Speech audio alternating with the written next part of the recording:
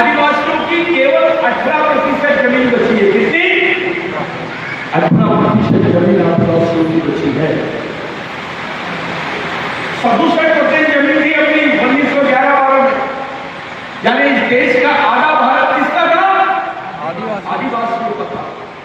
उस वक्त दलित भी आदिवासियों की श्रेणी में थे, ओबीसी भी आदिवासियों की श्रेणी में थे, जिनको उप जनजाति बोलते थे, जिनको सब ट्राइब बोलते थे। सब एबोरिजिनल हक के नाम आया उनके, हम लोग कैसे चले गए? इसको 9 बोरे में डाल दो बच्चे को,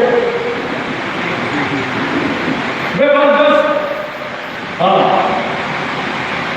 तो उस बच्चे के पास में बंदूक कैसे गया, ऐसा सवाल पार्लियामेंट में किसी ने नहीं पूछा। अब पार्लियामेंट भी छोड़ो, मोदी ने नहीं बोला, वो गृह मंत्री ने नहीं बोला, किसी मंत्री ने नहीं बोला, आरएसएस के लोगों ने जो बड़ी बात करते हैं इस देश को चलाने की, उनके मुंह से भी ये शब्द नहीं निकला कि उन बच्चों के पास में बंदूक कैसे गई। और जितने आदिवासी गांडू नेता है उन्होंने पार्लियामेंट में भी नहीं बोला, विधानसभा में भी नहीं बोला। 2740 बच्चों को मारा गया। 2740 आदिवासियों को नक्सलवादी बोल के मार दिए। वो नक्सलवादी थे, ये सही हो सकता है, आप लोग बंदूकों से मारे, गोलियों से मारे, ये भी सही हो सकता है, लेकिन किसी ने नहीं पूछा ये बना क्यों। अभी माहौल बन रहा है, किसी ने शादी में, गढ़चिरौली में किसी ने शादी में वो हिरमा का गाना बजा दिया, 5 लोगों पर एफआईआर हो गई, उनको अंदर कर दिया। अबे ये करने के बजाय उनको पूछो तो सही कि तुम गए कैसे, क्यों गए, क्या कारण है, क्या प्रश्न है। जिस समाज के 2000 बच्चों को बंदूक की गोली से मार देते, वो समाज में कभी इस बात में चिंता नहीं होती कि हमारे लोगों को गोलियों से क्यों भूला जा रहा है। ये कोई माई बाप है कि नहीं? अभी सरकार ने नया वाला लाई, वो वहां के लोगों को नक्सलवादी, अगर यहाँ के आदिवासी लोग ज्यादा आंदोलन करेंगे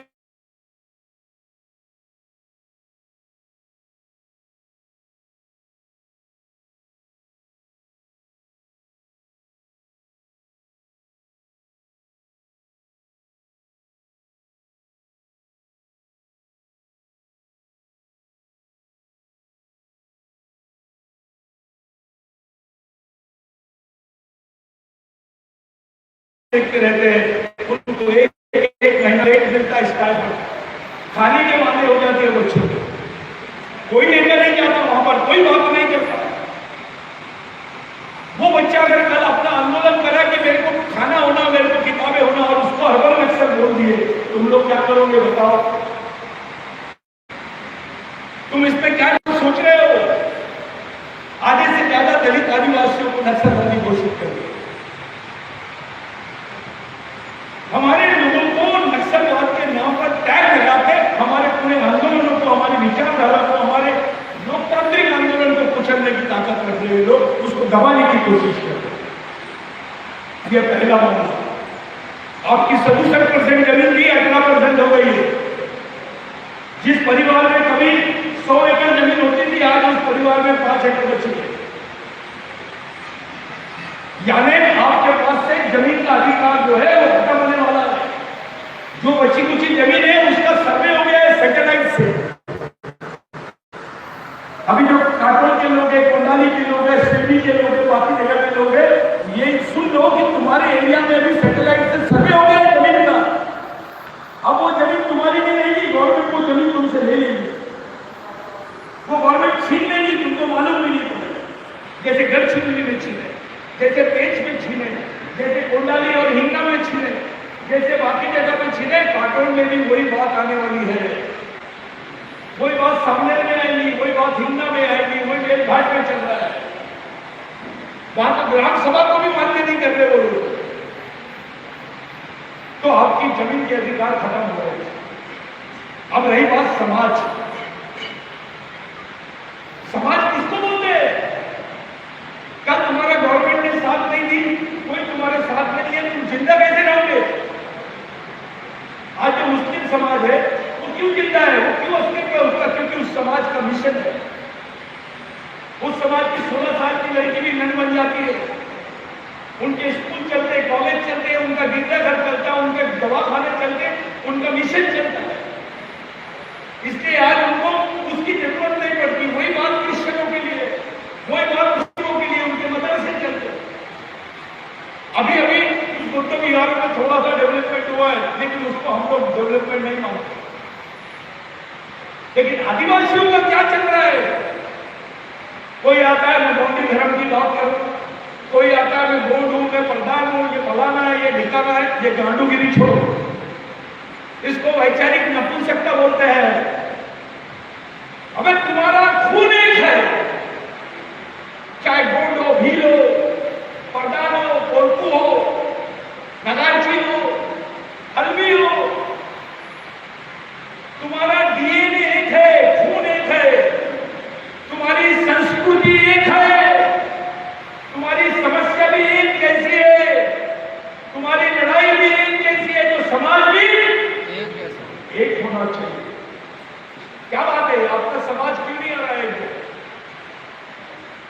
क्यों नहीं बात कर रहा है?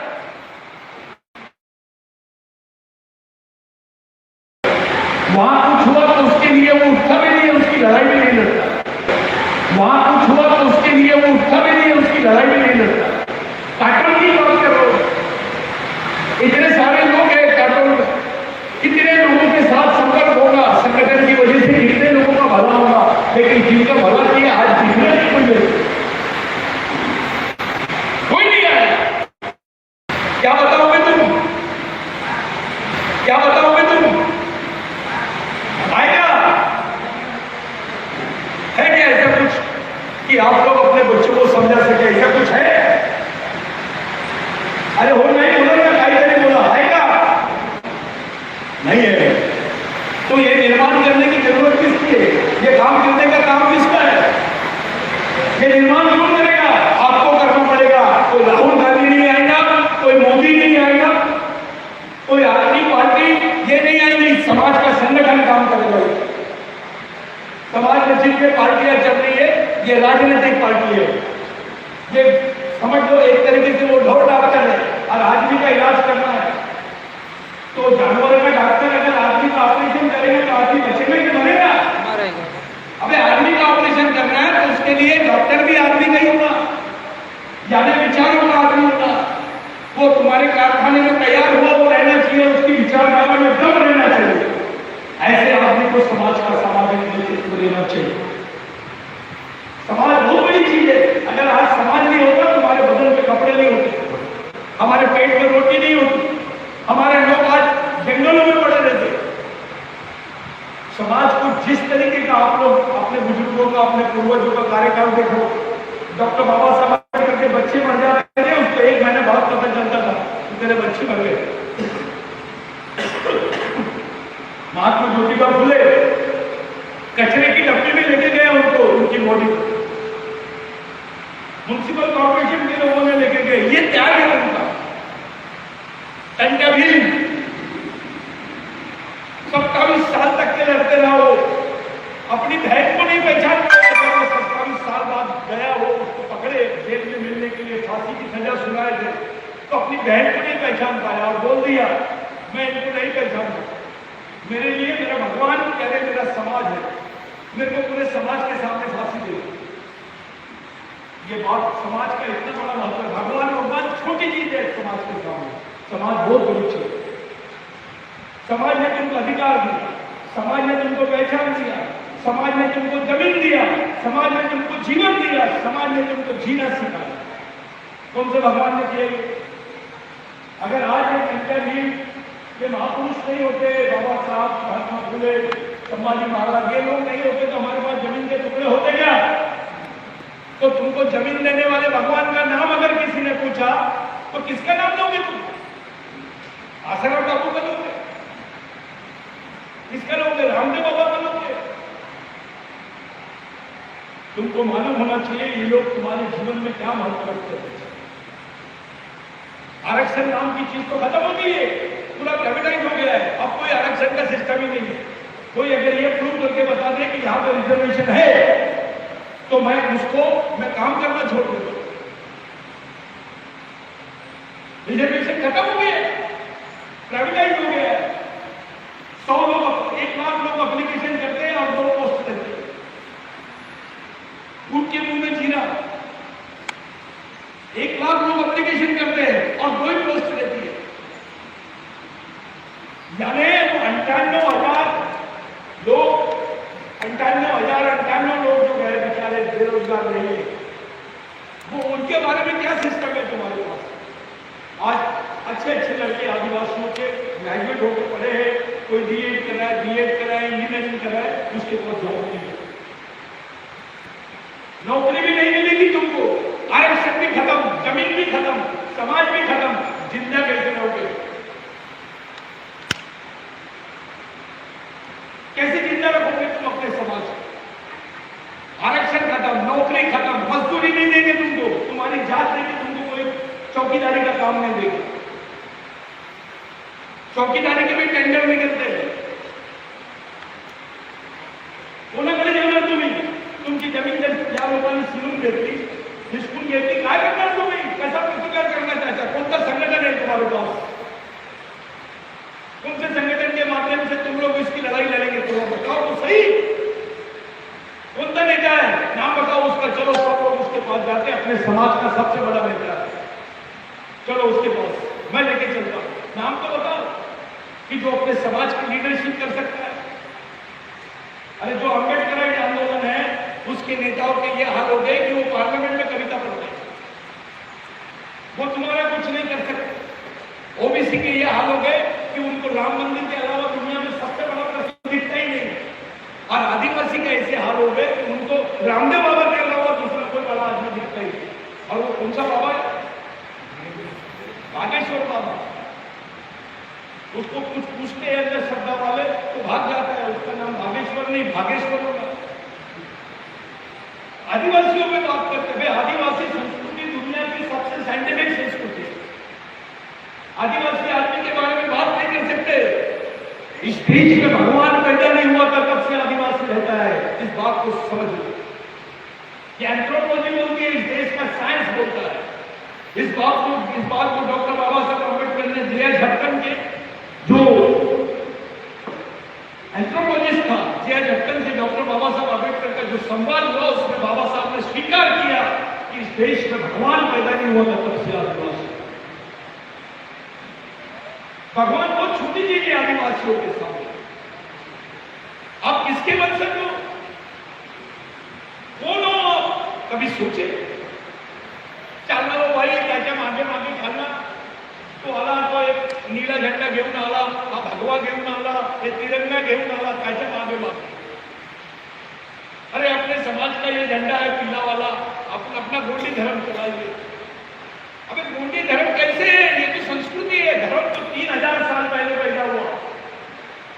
कितने हजार साल पहले? 3000 साल पहले। लेकिन आदिवासियों की संस्कृति 20,000 साल पुरानी है। विश्व के किसी भी आदिवासियों को बिगड़ संस्कृति के परिभाषित नहीं कर सकते। मैं ये बात इसलिए बोल रहा हूं क्योंकि ये जो 2023 में गवर्नमेंट ऑफ इंडिया ने जो तुम्हारे खिलाफ में कानून बनाई थी, कौन सा कानून? वन संवर्धन अधिनियम। हाँ, अधिनियम 2023, जिसमें आदिवासियों की जमीन कॉर्पोरेट को देने का प्रावधान कर दिया था मोदी जी। यानी तुमको जंगल के आसपास की पूरी जमीन तुम्हारी छीन ली है। 6 करोड़ आदिवासी बेघर हो गए थे। देश के किसी संगठन ने उस पर बात नहीं किया। बिरसा ब्रिगेड के मार्फत सुप्रीम कोर्ट में हम लोगों ने अपील की, एडवोकेट बलराज मलिक के माध्यम से, और आज वो कानून को स्टे करके रखे। यही संगठन है टोपी वाला, जिसने 6 करोड़ आदिवासियों को जंगल से निकलने से बचाया, और वो लड़ाई जारी है। 2010-2011 में संविधान बनने के बाद, इस देश की डेमोक्रेसी के बाद पहली बार ऐसा निर्णय आया कि आदिवासी इस देश के मूल मालिक है। नंदाबाई भील का जजमेंट, वो नंदाबाई भील के जजमेंट की ओरिजिनल लड़ाई बिरसा ब्रिगेड ने लड़ी। पहली बार सुप्रीम कोर्ट ने बोला कि नहीं, आदिवासी इस देश के मूल मालिक है। वो नंदाबाई भील जिसको नंगा करके घुमाए थे वहां पर, उसके बाल काटे गए थे आदिवासी महिला, उसको मारा गया था, उसको 2-2 दिन बंद करके रखे थे, उसके परिवार को वहां से खत्म कर दिया गया। उस नंदाबाई भील की लड़ाई लड़ने का जो काम है ये बिरसा ब्रिगेड के माध्यम से। आप लोग आज तो वन जमीन खाते की जो मांगते हैं आप लोग, क्या वन सुरक्षा, ये कौन सी जमीन बोलते हैं आप? वन भूमि 2006। हाँ, पैसा में मांगते हैं, वन भूमि मांगते हैं, वन खाते 2 एकड़ 3 एकड़ जमीन आदिवासी दिला पाहिजे ऐसा नियम है। पट्टे की जमीन, पट्टे की, वन पट्टे वनाचे पट्टे, ये पट्टे तुमको जो मिल रहे हैं, इसका आंदोलन हम लोगों ने 1 साल 3 महीने तक के नागपुर के नारायण सिंह उनके चौक पर किया। उसके बाद गवर्नमेंट ऑफ इंडिया ने ये प्रोविजन की, मैं बैठने वाला आदमी हूँ 1 साल 3 महीने तक, तब जाके आज वन पट्टे का प्रावधान आया, अपने लोगों को 2 एकड़ 3 एकड़ जमीन मिली। ये बिरसा ब्रिगेड ने किया। आज जो बच्चे बोल रहे हैं हर जगह इस देश में, बिरसा मुंडा को नहीं जानते थे आदिवासी, पूरे फुल टाइमर बने इस देश में, चाहे झारखंड हो, उड़ीसा हो, गुजरात हो, राजस्थान हो, मणिपुर हो, आज वहां पर बिरसा मुंडा को पहचानते हैं, पेंटर हिल को पहचानते हैं, बाबूराव शेरमाते को पहचानते हैं। ये है बिरसा मुंडा, ये है पेंटर हिल, ये है बाबूराव शेरमाते, ये समझाने वाले संगठन का नाम है बिरसा ब्रिगेड। आज पूरे देश में राष्ट्रपति मजबूर हो गया, प्रधानमंत्री को नाम लेना पड़ता है बिरसा मुंडा का, अपने बाप का नाम लेना पड़ता है। पूरे देश में इस बात को प्रस्तावित रूप से रखे, अच्छे से रखे कि डॉक्टर बाबा साहब अम्बेडकर पश्चिम बंगाल से इलेक्शन जीते, इनकी वजह से। वो तो भंडारा में आदिवासियों ने, दलितों ने, ओबीसी ने मिलकर हरा दिए। डॉक्टर बाबा साहब अम्बेडकर पश्चिम बंगाल से जीते, सुभाष चंद्र बोस का जो भाई था वो कांग्रेस से लड़ रहा था, बाबा साहब शेड्यूल कास्ट फेडरेशन से लड़े। वो इलेक्शन में आदिवासियों ने कांग्रेस से बगावत करे, वो आदिवासी जो बिरसा मुंडा को मानने वाले लोग थे, उन्होंने बाबा साहब को जिताया और बाबा साहब पे विश्वास किया। बाबा साहब संविधान सभा के अध्यक्ष बने और भारत का संविधान बनाने का मौका मिला, वो है बिरसा मुंडा। हमारे साथ हमारे लोगों ने, हमारे बीच में उनका नाम लेते जिन्होंने उंगलियां नहीं कटाई, उनके शहीदों में नाम लिख दिया, हमारे महापुरुषों को अपमानित करते। अगर तेरा बाप है ना टंटा भील, तेरा बाप है ना बाबूराव शेरमाते, तेरा बाप है ना बिरसा मुंडा, उसको क्यों नहीं याद कर रहा? अम्बेडकर है ना तेरा बाप, तेरा बाप है ना संभाजी, तेरा बाप है ना महात्मा फुले, उसको मानना। उधर से इधर क्यों जा रहा है? ये बात अलग है कि आज अम्बेडकराइट मूवमेंट इस मामले में पूरी तरह बेईमान है। उनका पूरा ध्यान जो है वो राजनीति में लग गया। उन लोग एक ही डायलॉग मारते कि जो सत्ता की चाबी जिनके पास है उनके पास नहीं है। अरे भाई, सत्ता की चाबी ढूंढते ढूंढते समाज बिखर गया, समाज टुकड़े में टूट गया, समाज का आदमी सोच नहीं पा रहा है। किसी को पूछूंगा मैं यहाँ समाज यानी क्या, तो नहीं बताएगा। वो बोलेगा समाज यानी प्रधान, समाज यानी गौण, समाज यानी महान, समाज यानी खटी, इसी टाइप की बात करें। इस देश में ऐसी व्यवस्था आ गई है कि तुम्हारे बच्चों के पास रोजगार नहीं रहेगा, तुम्हारे पास जमीन नहीं रहेगी, तुमको आरक्षण नहीं है, इसका मतलब संरक्षण नहीं। ऐसी परिस्थिति में इस समाज को जिंदा कैसे रखेंगे, इस बारे में सोचने के लिए हम लोगों ने इस प्रोग्राम को रखा है। समय बहुत हो रहा है, टाइम बहुत हो रहा है, लेकिन मैं आपसे पूछना चाहता हूं, आपके दिमाग में है क्या समाज कैसे बचेगा, आपका बच्चा कैसे बचेगा, आप कैसे बचेंगे, आने वाली पीढ़ी कैसे बचेगी? आपके दिमाग में है कोई फार्मूला है, कोई चीज है, सोल्यूशन है, हल है? ना कौन सा नेता है अपना, कौन सा मंत्री है, कौन सा संतरी है जो तुम्हारी प्रॉब्लम को सॉल्व कर सकता है? चाहे मध्य प्रदेश का लो, छत्तीसगढ़ का लो, महाराष्ट्र का लो। मेरे शब्दों में एक बात ध्यान में रखना, बुरा लगता है मैं मंत्रियों को गांडू बोलता हूं, क्योंकि गद्दार है समाज के साथ। ये खुल के बात नहीं कर रहे। जिस समाज के बच्चों को, हजारों की संख्या में बच्चों को गोलियों से बोला गया, उस पर एक सवाल नहीं होना, इससे ज्यादा धक्कादायक बात अपने लिए पूछ ले। जिस समाज का आरक्षण छीन लिए, पहले हम लोग लड़ाई लड़ रहे थे कि बंजारा आदिवासी नहीं है, भड़का दिए, हम बंजारों को अपना दुश्मन बोल दिए, उसको दुश्मन बोल दिया और जिसने भड़काया उसको भाई बोल दिया।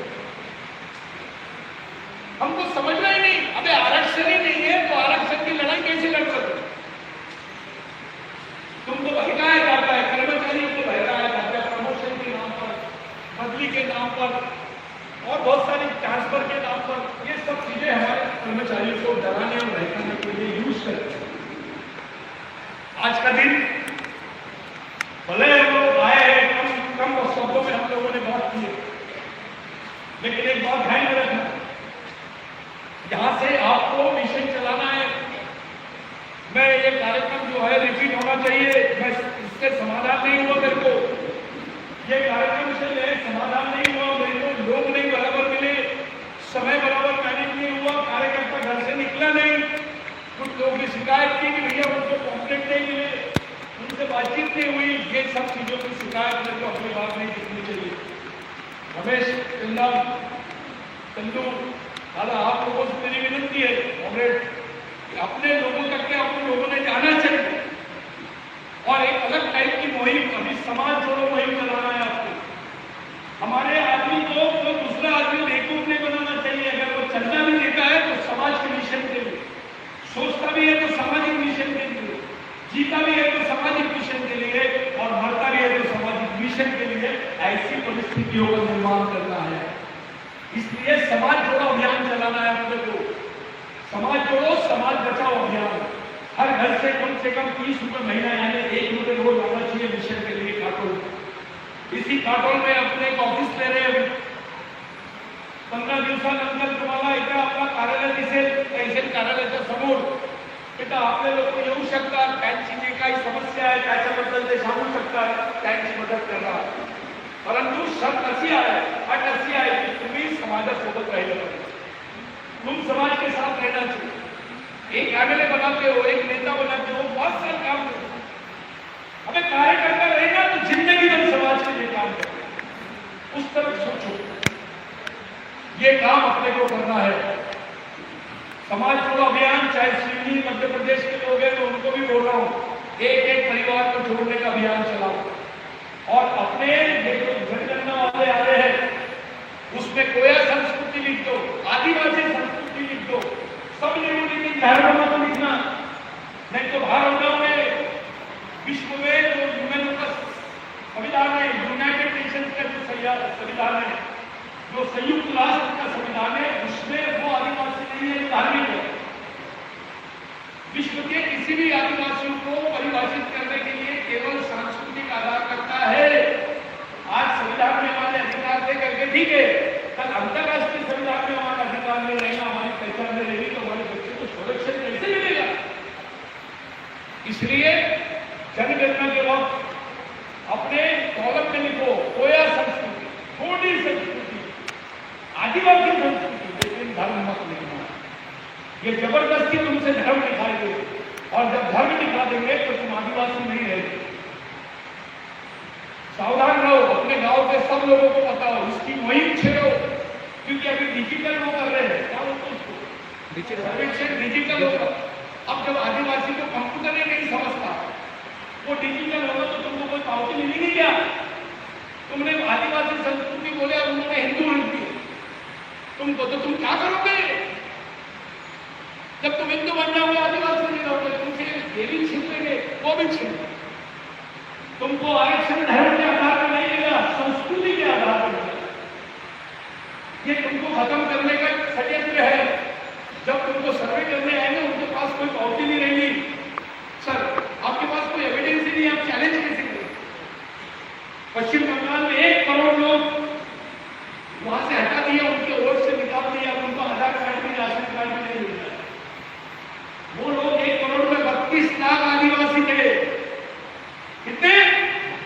यानी इस देश से 32 लाख आदिवासियों की नागरिकता रद्द कर दी, 17,000 दलितों की नागरिकता रद्द कर दी, 22,000 मुसलमानों की नागरिकता रद्द कर दी, 6,500 ब्राह्मणों की नागरिकता रद्द कर दी।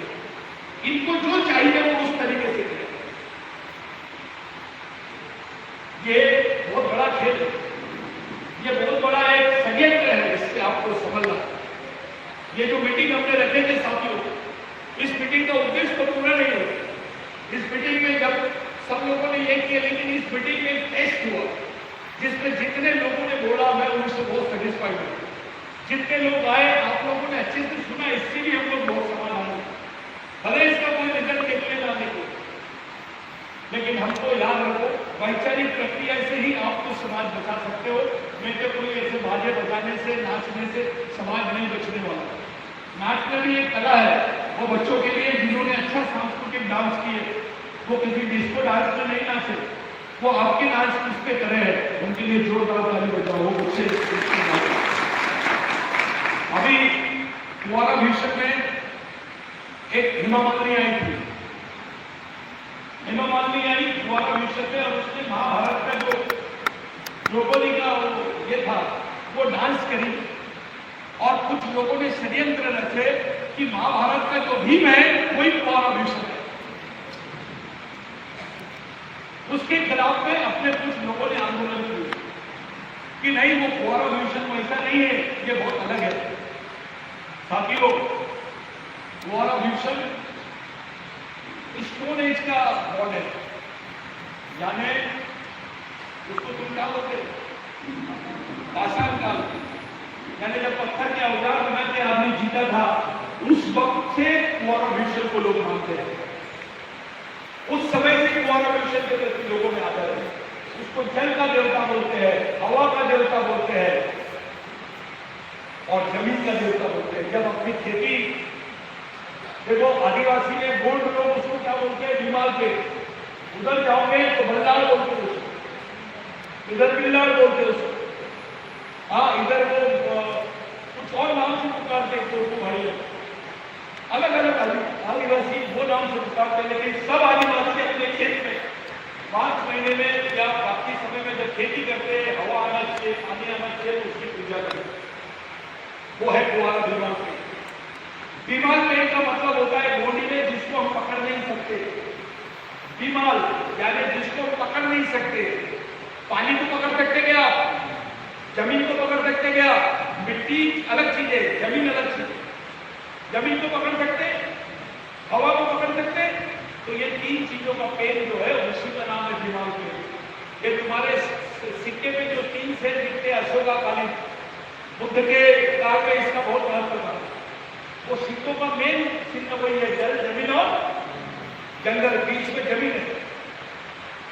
यानी धरती का जो हिस्सा है, अधिकतर हिस्सा वो जल का है, उसमें जमीन है, और जमीन के बीच में जो ऑक्सीजन है वो तुम्हारे पर्यावरण को बैलेंस कर रहा है। बिगैर सांस लिए आप जी सकते हैं। तो आदिवासी जो जल, जमीन, जंगल की बात कर रहा है वो केवल आदिवासियों की नहीं है, प्रत्येक नागरिक को उसके बिना जीवन है। और इसको बचाने का ठेका केवल आदिवासियों ने लिए क्या, और बाकी सब लोग मंदिर बना के लूट ले, इंडस्ट्री बना ले। मंदिर यानी कारखाना हो गया, मंदिर के पुजारी का बेटा फॉरेन में है, और तुम जिसको पैसा देते मंदिर में, तुम्हारा बच्चा आज मजदूरी कर रहा है। और हमारा जो पढ़ा लिखा आदिवासी आदमी है, अधिकारी, वो पंडित के पैर पड़ रहा है, 100-200 रुपए निकालता है, उसके हाथ में देता है, 100 रुपए को उसमें डालता है पेटी में। और तुम्हारा बच्चा जब चंदा मांगने जाता है बिरसा मुंडा जयंती का, तो बोलता है यार अगले महीने में। आदिवासी आदमी है, सारे पीता है, हमें मेहनत करते हैं ना वो। तो पैर किसके पड़ रहा है जो मेहनत भी नहीं करता? तो ये सब चीजें जो है ये हमारे लिए बहुत महत्वपूर्ण है। हमारी सोच बदलो, हमारा समाज बदलो, उसकी व्यवस्था बदलो। आप लोग जिस चिंतन सभा के लिए आए थे, उसके लिए मैंने सोचा था कि कम से कम 2-2.5 घंटे का टाइम मिलेगा, तो मैं उस पर विस्तृत चर्चा करूंगा कि देश में क्या चल रहा है। जहां जहां आदिवासी है, गोपाल दादा, जहां जहां आदिवासी है, जहां जहां मिनरल है, खदाने हैं, वहां एंट्री लगा दी है गवर्नमेंट ऑफ इंडिया। वहां पुलिस नहीं है, वहां सेना है। अरे पुलिस रहेगी तो तुम लोग रिपोर्ट लिखाओगे। मिलिट्री वाला बंदूक पकड़ता है, उसका काम है मारना और मारना। उसके बाद रिपोर्ट लिखा सकते क्या तुम? तो फिर आदिवासियों को किसके हवाले कर दी गवर्नमेंट? सेना के हवाले। यानी लड़ाई किसके बीच में होगी? या तो सैनिक मरेगा या आदिवासी मरेगा। सैनिक के पास बंदूक है तो मरेगा कौन? आदिवासी। उसमें भी एक नई पॉलिसी गवर्नमेंट की, नक्सलवादी क्षेत्रों में पुलिस वाला भी आदिवासी और नक्सलवादा भी आदिवासी। गोली कोई भी चलाएगा इधर से उधर से, मरेगा कौन? आदिवासी। ऐसी पॉलिसी इन्होंने खड़ी की है। साथियों, हमको लोकतांत्रिक तरीके से, संवैधानिक तरीके से अपने समाज की आने वाली पीढ़ी के लिए क्या रास्ता बन सकता है, उस पर विचार करना है। मैं जितने लोग आए यहाँ पर कोरोना विषय के लिए जो लोग संघर्ष कर रहे थे वो मौजूद नहीं है, लेकिन वो रोशनी को बुलाओ, दोनों बच्चों को बुलाओ। ऐसे कई बच्चे हैं, तुमको यकीन भी नहीं आएगा, मंडला और बालाघाट भैया से बच्चे आए हैं इस प्रोग्राम के लिए, सिवनी से बच्चे आए हैं इस कार्यक्रम के लिए, इंदौर से लोग आए इस कार्यक्रम के लिए, वर्धा से आए, धामनगांव से आए, देवरी से आए, गढ़चिरौली से आए। ये बड़ी चीज है। और सब अच्छे अच्छे लोग आए। इसीलिए जब शिविर रहेगा, जब हम लोग शिविर का आयोजन करेंगे, 100-200 लोगों का एक बंद रूम में कैडर होता है, वो कैडर में जितनी महिला है वो आओ। टेंशन नहीं लेना तुम कितने पढ़े लिखे हैं, ये महत्व का नहीं है, तुम कितना अच्छा सोचते हो वो महत्व। याद रखो, हम लोगों को मिलकर इस पर काम करना है। समाज जोड़ो, समाज बचाओ अभियान चलाना है। जितने लोग यहाँ पर मौजूद हैं, मैं उन लोगों से विनती करता हूँ, कुछ कोरा विषय के लिए आंदोलन करने वाले लड़के यहाँ पर मौजूद है क्या, जिन्होंने जेल में भेजे, उनको बुलाओ। देखो, अपने बीच में बालाघाट भैया से आई है लड़की, ये एमएससी है, ये एमए पोस्ट ग्रेजुएट करती है, ये मिशन के लिए 24 घंटे काम करती है। रोशनी टेलीग्राम नाम है उसका, जोरदार तालियां बजाओ। उसके बाद जो बच्ची है, ये भी उसी क्षेत्र से है। ये 10th के जब इसका नाम नहीं लिखे आपने, वो आई क्या? आई थी, वेरी गुड, ये मेरिट में आई। उस क्षेत्र में जहां पर पुलिस नहीं जाती, मिलिट्री नहीं जाती, कोई नेता नहीं जाता, वहां के लोग गए और आपके बीच में आए। आपको अच्छा लग रहा है कि नहीं? आप इनके एरिया में जाएंगे क्या? ये काटोल में आए तो काटोल के लोगों का भी काम है कि मैं वहां पे मंडला में जाना, बाकी जगह जाना, अपने लोगों के बीच में जाना। ये होता है मिशन। जोरदार तालियों से स्वागत करें। आप लोगों से मेरी विनती है, ये कार्यक्रम कैसा हुआ? सर, इन्होंने अपने क्षेत्र में जहां बहुत पिछले क्षेत्र है वहां पर 3 घंटा मीटिंग मूर्ति लगाया, अकेले के वजह से, कोई आमदार नहीं, कोई मिनिस्टर नहीं। ये रोशनी है, उनकी टीम ही बनी हुई है, ये पूरी टीम उसी लेवल पे है। आई रही क्या करना है? हाँ, मैं प्रोत्साहन वाला से विनती करता हूँ, वो रोशनी का यहाँ पर स्वागत करें, वो अपना स्मृति चिन्ह देकर। ये बच्चे दिन रात अपना घर बार छोड़ के काम करते हैं, आपके लिए काम करते हैं। तो नेता मोटा कि ये लोग मोटे? देखो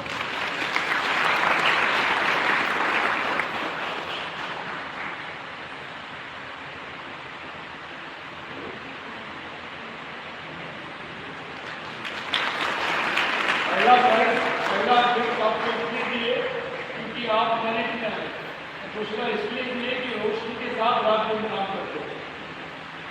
बहुत बहुत धन्यवाद साथियों। लोग आगे